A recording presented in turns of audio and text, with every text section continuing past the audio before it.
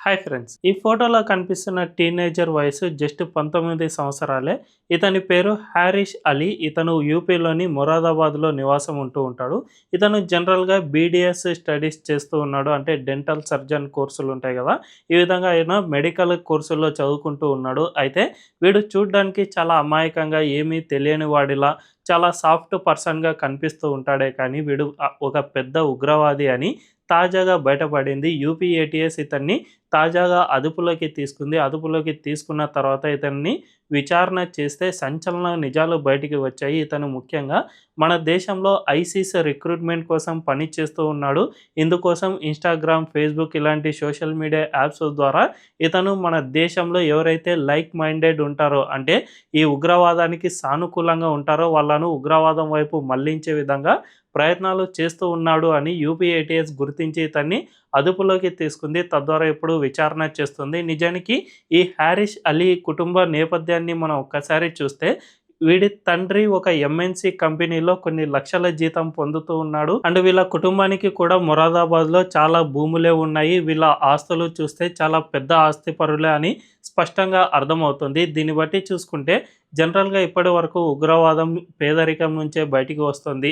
వీళ్ళకు బాగా చదివిస్తేనో, లేకపోతే వీళ్ళ దగ్గర బాగా డబ్బులు ఉంటే ఉగ్రవాదం వైపు వెళ్ళరు అనే ఒక మిత్ అనేది చాలా కాలంగా నడుస్తుంది కదా. సో వీడిని చూస్తే ఇది పూర్తిగా మిత్ అని తేలిపోతుంది. ఉగ్రవాదానికి అండ్ పేదరికానికి ఎట్టి పరిస్థితుల్లోనూ సంబంధం లేదు. అది ఐడియాలజీ పరంగా పుట్టుకొచ్చింది అని మనం చెప్పకనే చెప్పుకోవచ్చు.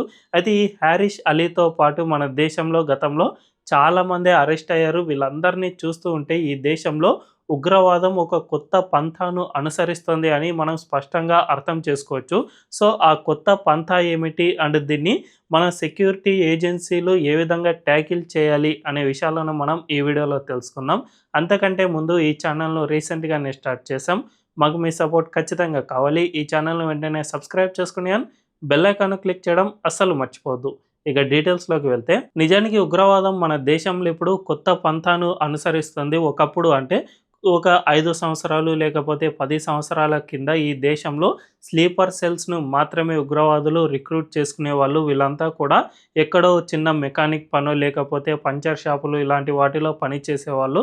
సరిగ్గా వాళ్ళ టైము అండ్ వాళ్ళకు పైనుంచి ఆదేశాలు వచ్చిన తర్వాత వీళ్ళంతా యాక్టివ్ అయ్యి ఎక్కడెక్కడ బాంబులు పెట్టాలి, ఎక్కడెక్కడ పేల్చాలి అనే విషయంపై పని చేస్తూ వచ్చేవారు. కానీ ఆ తర్వాత ఇప్పుడు మన దేశంలో పూర్తిగా ఇంటెలిజెన్స్ విభాగాలు అండ్ పోలీసుల నిఘా, సీసీ కెమెరా పర్యవేక్షణ ఇవన్నీ కూడా బాగా పెరిగిపోతున్న నేపథ్యంలో ఉగ్రవాదులు తమ పంథాను మార్చుకున్నారు. ఎక్కడైతే పోలీసుల నిఘా ఉండదు అండ్ ఎక్కడైతే సీసీ కెమెరాలు ఇవన్నీ పర్యవేక్షణ ఉండవో అలాంటి ప్రదేశాలను వీళ్ళు తమ రిక్రూట్మెంట్‌కు స్థావరాలుగా, లేకపోతే తమ కార్యకలాపాలకు స్థావరాలుగా ఏర్పరచుకున్నట్టు కొద్ది సంవత్సరాల నుంచి వస్తున్న వార్తలను మనం బేరీజు వేసుకుంటే అర్థమవుతుంది. తాజాగా ఇప్పుడు బీడీఎస్ స్టూడెంట్ అంటే ఇతను ఒక యూనివర్సిటీలో చదువుతూ ఉంటాడు. యూనివర్సిటీలో జనరల్‌గా పోలీసులకు అలో ఉండదు. అక్కడ ఏదైనా ఒక ఘటన జరిగితే తప్ప పోలీసులు యూనివర్సిటీలోకి ఎంట్రీ కాలేరు. అంతేకాకుండా ఎక్కడైనా సెర్చ్ వారెంట్ చేయాలి అంటే అక్కడి యూనివర్సిటీ అధికారులకు లేఖ రాయాల్సి ఉంటుంది. ఈ లేఖ వచ్చిన వెంటనే వీళ్ళంతా కూడా వెనువెంటనే సర్దడానికి సైతం వీలవుతుంది. కాబట్టి ఇప్పుడు ఉగ్రవాదం అనేది మన దేశంలో వైట్ కాలర్ టెర్రరిజంగా మారిపోయింది. ఇదే కాదు, రీసెంట్‌గా ఢిల్లీలోని బాంబ్ బ్లాస్ట్ తర్వాత మనం హర్యానాలో ఉన్న అల్ ఫలాహ్ యూనివర్సిటీ కేంద్రంగా పెద్ద ఎత్తున ఉగ్రవాద మాడ్యూల్‌ను బస్ట్ చేసిన సంగతి మనందరికీ తెలుసు కదా. ఈ ఉగ్రవాద మాడ్యూల్‌లో వీళ్ళంతా కూడా చాలా ఈజీగా దొరికే అమ్మోనియం నైట్రేట్ ఇలాంటి వాటిని, అంటే జనరల్‌గా పొలాల్లో ఎరువులుగా ఉపయోగిస్తూ ఉంటారు కదా, ఆ అమ్మోనియం నైట్రేట్‌ను ఉపయోగించుకుని భారీగా పేలుడు పదార్థాలు తయారు చేయాలి అని వీళ్ళు కుట్ర పన్నారు. ఏకంగా 2900 కేజీల అమ్మోనియం నైట్రేట్‌ను వీళ్ళు అల్ ఫలాహ్ యూనివర్సిటీలో స్టోర్ చేశారు. అంటే ఇది ఎంత పెద్ద కుట్రో అర్థం చేసుకోవచ్చు. ఇది గనుక సక్సెస్ అయి ఉంటే మన దేశం మొత్తం మారణకాండ జరిగేది అని చెప్పుకోవచ్చు. సో ఈ విధంగా వీళ్ళంతా మెల్లిమెల్లిగా గతంలో ఐఈడీలు లేదంటే జిలిటిన్ స్టిక్‌లు ఇలాంటి వాటిని మాత్రమే ఉపయోగించేవాళ్ళు.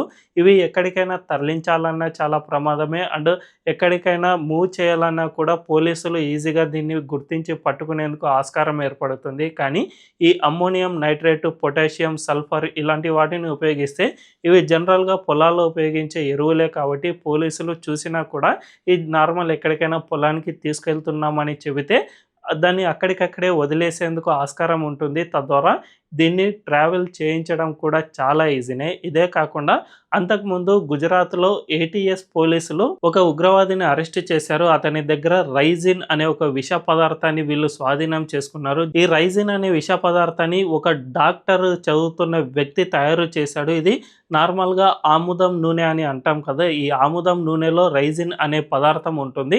జనరల్‌గా మనం ఆముదం నూనె తీసేటప్పుడు దీన్ని పక్కకి జరిపేస్తారు. ఇది నూనెలో కలవకుండా చేస్తారు. అయితే ఈ రైజిన్ పదార్థాన్ని గనక సెపరేట్ చేసి దాన్ని గనక ఎక్స్ట్రాక్షన్ చేస్తే ఖచ్చితంగా అదొక పెద్ద విష పదార్థంగానే మారిపోతుంది. దానికి రంగు, రుచి, వాసన ఏది ఉండదు. దాన్ని ఎక్కడైనా కలిపితే పూర్తిగా కంటామినేట్ అయిపోతుంది. అంతేకాకుండా ఈ రైజిన్‌కు ఒక ప్రత్యేకమైన లక్షణం ఉంది. అదేమిటంటే దీన్ని వెంటనే తిన్న వెంటనే మనకు లోపల బాడీలో ఎటువంటి ఎఫెక్ట్ ఇవ్వదు. 6 గంటల పాటు ఇది మనల్ని స్థిరంగా ఉంచుతుంది. ఆ తర్వాత నుంచి మనపై ఎఫెక్ట్ చూపించడం స్టార్ట్ అవుతుంది.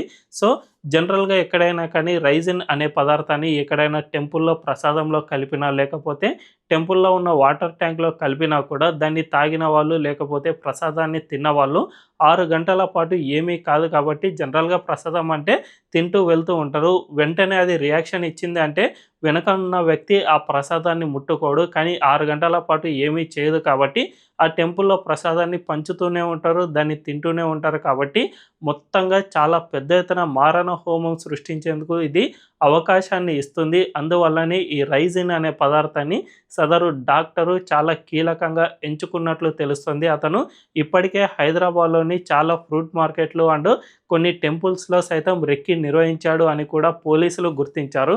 దీన్ని బట్టి చూసుకుంటే మన భారతదేశంలో ఇప్పుడు ఉగ్రవాదం అనేది మన యూనివర్సిటీలకు చేరింది. ఈ యూనివర్సిటీల కేంద్రంగానే ఇప్పుడు చాలా పరిశోధనలు ఉగ్రవాదం ఏ విధంగా దాడులు చేయాలి, బాంబులను చాలా ఈజీగా దొరికే పదార్థాలతో ఏ విధంగా తయారు చేయాలి, వీటిని ఏ విధంగా ఎస్టాబ్లిష్ చేయాలి అనే మొత్తం మైండ్ గేమ్ అంతా కూడా యూనివర్సిటీల కేంద్రంగానే జరుగుతుంది అని స్పష్టంగా అర్థమవుతుంది. దీనిపై ఇప్పటికైనా కేంద్ర ప్రభుత్వం అండ్ అన్ని రాష్ట్ర ప్రభుత్వాలు దృష్టి సారించాల్సిన అవసరం ఎంతైనా ఉందనే చెప్పుకోవచ్చు. ఎప్పటికప్పుడు యూనివర్సిటీలో తనిఖీలు నిర్వహించడం, అంతేకాకుండా వీటిపై నిఘా పెట్టాల్సిన అవసరం చాలా ఎక్కువగానే ఉందని చెప్పుకోవచ్చు. ఈ విధంగా గనక చేయకపోతే ఖచ్చితంగా మన దేశాన్ని అభివృద్ధి దిశలోకి తీసుకువెళ్లాల్సిన యూనివర్సిటీలే ఉగ్రవాదానికి కేంద్రంగా మారినా ఆశ్చర్యపోనక్కర్లేదు. ఇలాంటి వారిని ఏ మూలన ఉన్నా కూడా ఉపేక్షించాల్సిన అవసరం ఎంత మాత్రమూ లేదు. సో, ఇప్పటికైనా కేంద్ర ప్రభుత్వం దీనిపై కీలకంగా దృష్టి సారించాల్సిన అవసరం ఎంతైనా ఉందనే చెప్పుకోవచ్చు. అంతేకాకుండా పోలీసుల నిఘా వ్యవస్థలో కూడా అనేక మార్పులు చేసుకోవాల్సిన అవసరం ఉంది.